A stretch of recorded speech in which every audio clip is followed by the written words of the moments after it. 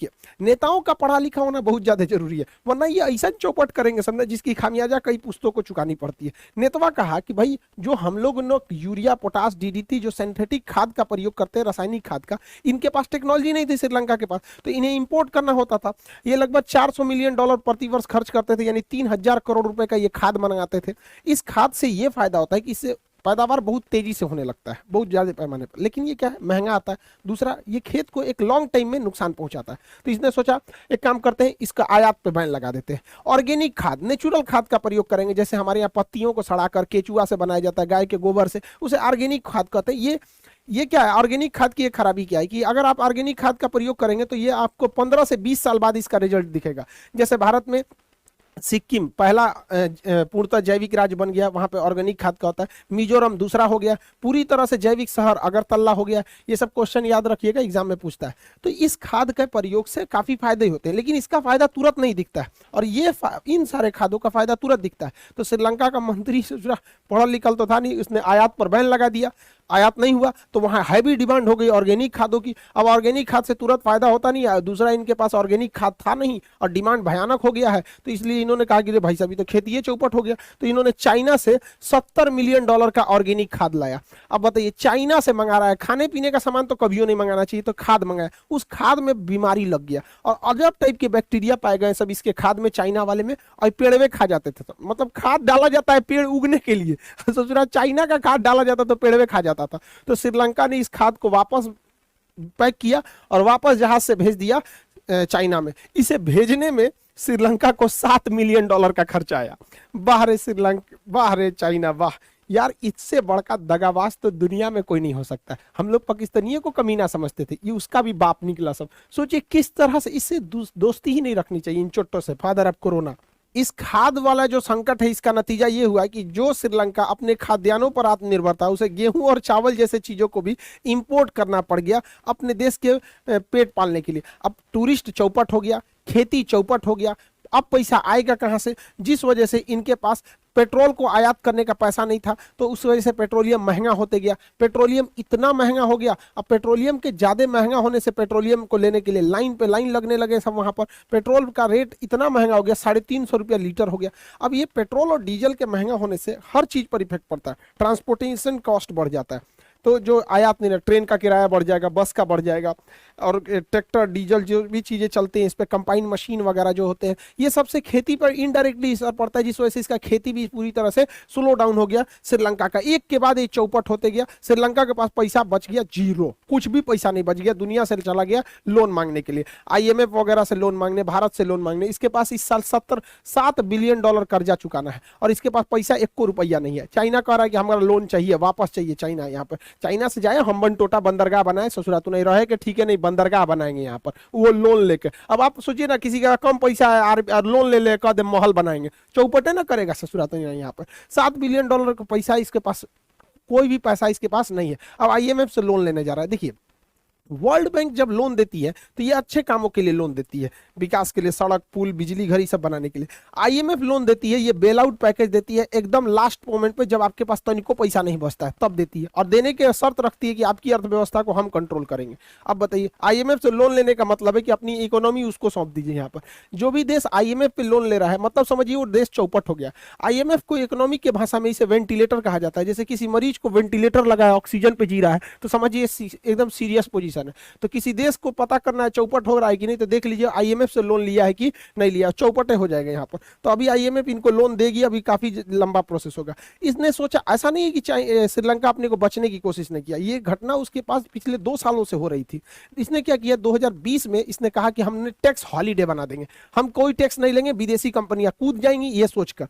तो लेकिन कहा जाता है कि अगर दिन खराब हो ना इंसान का, तो ऊंट पे बैठे इंसान को भी कुत्ता काट लेता है। तो यही हाल हो गया श्रीलंका के साथ। जैसे इधर टैक्स हॉलीडे घोषित किया, उसके 2 महीना बाद पूरी दुनिया में कोरोना फैल गया 2020 में, और मार्च अप्रैल तक तो पूरे दुनिया में फैल गया था, और पूरी दुनिया में फैक्ट्रियां ठप पड़ गई, शट डाउन हो गया। जो भी एक तो इनके पास टूरिस्ट खत्म हो गया, खेती खत्म हो गई, पेट्रोलियम खत्म हो गया, पैसा खत्म हो गया। जो कुछ पैसा टैक्स से आता था, इन्होंने सोचा टैक्स कट कर देंगे तो विदेशी आएंगे, विदेशी आया नहीं, उस पर से जो टैक्स आ रहा था वो भी खत्म हुआ। लॉकडाउन में व्यापार खत्म हो गया, पूरी तरह से श्रीलंका जो था कंगाल हो गया। और यहाँ हालत ये हो गई, हर चीज की शॉर्टेज यहाँ देखने लगी। हद तब हो गया जब यहाँ पे पे पेपर की शॉर्टेज की वजह से दो दो बड़े न्यूज पेपरों को बंद करना पड़ा, एग्जाम कैंसिल कराने पड़ गए, क्योंकि इनके पास पेपर नहीं है। पेपर नहीं होने की वजह से कई सारी समस्या आती है। इनके पास कोयला खरीदने को पैसा नहीं, पेट्रोलियम खरीदने को पैसा नहीं है, तो बिजली बनेगा कैसे इनके यहाँ? जब इनके पास बिजली उतना नहीं बने, इनके यहाँ की सबसे लंबी नदी महावली गंगा, ये कई बार एग्जाम में क्वेश्चन में पूछा हुआ है, श्रीलंका की सबसे बड़ी नदी महावली गंगा है, उससे उतना बिजली बन नहीं पाता है। यहाँ इतनी बिजली की शॉर्टेज हो गई कि 2 घंटा ही बिजली आती है। अब 2 घंटा बिजली आने से आप फ्रीलांसिंग का भी काम नहीं कर सकते हैं, इंटरनेट में भी उतना काम अच्छा से नहीं कर पाएंगे, क्योंकि उसमें अनट्रप्टेबल सप्लाई चाहिए। तो श्रीलंका एक के बाद एक चीजें चौपट होने लगी, और महंगाई इतनी बढ़ गई कि चीनी 200 रुपया हो गया यहाँ पर, दूध 2000 रुपया, चावल 200 रुपया, 4200 रुपया गैस सिलेंडर हो गया श्रीलंका में, जिस वजह से यहाँ पे त्राहिमाम मच गया। और यहाँ पर दवाइयां तक को इंपोर्ट करना पड़ा। सोचिए हमारे यहाँ इंपोर्ट क्या होता है, आईफोन की मोबाइल, टेस्ला की कार, मतलब जो हैवी चीजें होती है ना, अमीरों के लिए, जो एकदम अमीर लेवल के लोग हैं उनके लिए जो चीजें हैं वो इंपोर्ट होती हैं। जो जरूरत की चीजें होती हैं गरीब और मिडिल क्लास, यानी 90% इंडिया की जो चीजें होती हैं जो आम जनता के लिए, वो यहीं पे बनती है। सोचिए यहाँ दवाइयां तक को इंपोर्ट किया जाता है, पैरासीटामॉल का गोली। ये हाल हो गया श्रीलंका का चौपट यहाँ पर। इसे चौपट करने के लिए ऐसा नहीं है कि बर्बाद किया गया है, तो ये सबने मिलकर बर्बाद किया। हमारे यहाँ इंडिया में देखिए ना, एक दो नेता मिलकर बर्बाद कर देते हैं। एक कहावत कहा जाता है कि बर्बाद गुलिस्ता करने को बस एक ही उल्लू काफी है, हर सय पर उल्लू बैठा हो आबाद गुलिस्ता क्या होगा। मतलब किसी बागीचा को बर्बाद करने के लिए एक उल्लू काफी है, और बागीचा के हर डाल पर उल्लू बैठ जाए तो वो गुलिस्ता क्या होगा। यहाँ ससुरा भारत में एक के दो नेता मिलकर लूट लेता है।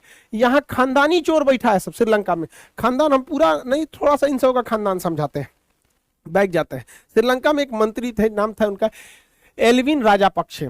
इन्हीं के खानदान ने पूरी तरह डुबा दिया। एल्विन राजापक्षे के 4 लड़का हुआ, गोटेबाया राजापक्षे, महिंद्रा राजापक्षे, बासिल राजापक्षे और चमल राजापक्षे। ये राजापक्षा फैमिली है। गोटेबाया राजापक्षे की सुनिए ध्यान से, इन्होंने 40,000 तमिलों को मरवाया है। अभी ये वहां के राष्ट्रपति हैं। इनके भाई महिंद्रा राजापक्षे वहां के प्रधानमंत्री हैं। इनके भाई बासिल राजापक्षे वित्त मंत्री हैं, यही ने चौपट किया पूरी तरह। चमल राजापक्षे सिंचाई है, पूरी तरह से इरिगेशन मिनिस्ट्री इन्हीं के पास था, खेती को इन्हीं ने चौपट कर दिया। अभी तो ये है भाई, अभी इनको देखिए भतीजा इन सब का, मतलब इनका बेटा। महिंद्रा राजपक्षे के 2 बेटा, नवल राजापक्षे और यूसिया राजापक्षे। नवल राजापक्षे खेल मंत्री है, यूसिया Rajapaksa chief of the staff है, मतलब किसको नौकरी देना है किसको नहीं, इन्हीं को जिम्मेदारी। और ये सिंचाई मंत्री वाला है चमल राजापक्षे, इसका 2 बेटा, एक का नाम है सशिंद्र राजापक्षे, इसके हाथ में कृषि है। देखिए वो सिंचाई डुबाया, ये कृषि डुबाया यहाँ पर। और समेंद्र राजापक्षे, इसके हाथ में श्रीलंकन एयरलाइन की पूरी कमांड है। पूरा ससुरा खानदान एक के पास है। ये खानदानी चोरों ने डुबाया है श्रीलंका को। जब ये परिवारवाद ना पूरी तरह से चौपट कर दिया श्रीलंका को, इन्हीं चोट्टों ने मिलकर। अभी तो हम गोतिया में गिनबे नहीं किए, चचेरा ममेरा कजन वजन बड़ी मंत्री है सब इसके पास। 9 बड़े मंत्री एक ही फैमिली से आते हैं। 70% बजट एक ही फैमिली कंट्रोल करती है, तो चौपट तो होना ठीक फिक्स था यहाँ पर। अब यहाँ पर श्रीलंका में इनके खिलाफ भयानक बवाल फैलने लगा, यहाँ पर प्रोटेस्ट होने लगे, प्रोटेस्ट धीरे धीरे वायलेंस होने लगे। हाल ये हो गया कि यहाँ पर प्रोटेस्टर जो थे ये मंत्रिमंडल के इस्तीफे की मांग करने लगे। मंत्रिमंडल ने इस्तीफा दे दिया, लेकिन ये 2 जो था सब ये इस्तीफा नहीं दे रहा था सब। तो महिंद्रा राजापक्षे जो प्रधानमंत्री थे उनके घर को जला दिया गया। बाद में इनको इवैक्यूएट करने के लिए आर्मी बुलानी पड़ी, तो इन्हें अपना त्यागपत्र देना पड़ गया। लेकिन गोटेबाया राजापक्षे अभी भी है। प्रदर्शनकारियों का कहना है जब तक इस चोट्टा को नहीं हटाएंगे हम यहाँ से हटने वाला नहीं है। तो यहाँ पर तो ये हट गए हैं महिंद्रा राजापक्षे, और जब तक ये गोटेबाया नहीं हटेंगे तब तक नहीं होंगे। भाई साहब भारत के तमिलों के 40,000 का जान लिए हो यार, तुम नींद कैसे आ जाती है तुम। हर इंसान, हम लोग अफगानिस्तान का एग्जाम्पल देते हैं ना, ये तमिलों के साथ उनसे भी बुरा हाल किया था। समझ में, आपका देश डिजर्व करता है इसको। भारत के तमिल क्या मांग रहे थे यार, माइनॉरिटी को जीने नहीं देता है सब यहाँ पर। यही हाल हो गया, जियो अब तुम अच्छा से यहाँ पर। अभी आनंद फानल में नया प्रधानमंत्री बनाया गया रानिल विक्रमसिंघे को। रानिल विक्रमसिंघे इसी के करीबी है सब, चोर चोर मौसेरे भाई। इनका कहना है कि अभी तो ये शुरुआत है, अभी तो पूरा फिल्म बाकी है, पूरा श्रीलंका भी और चौपट होगा। IMF इनको लोन अभी दे नहीं रहा है, दुनिया में जल्दी तो लोन इनको कोई दे नहीं रहा है, अभी ये पूरी तरह से चौपट होंगे। तो हर देश को ये सोचना चाहिए, हर राज्य को सोचना चाहिए कि आप अपना वित्त मंत्रालय किसे दे रहे हैं। अनपढ़ों को दे देंगे तो चौपट हो जाएगा।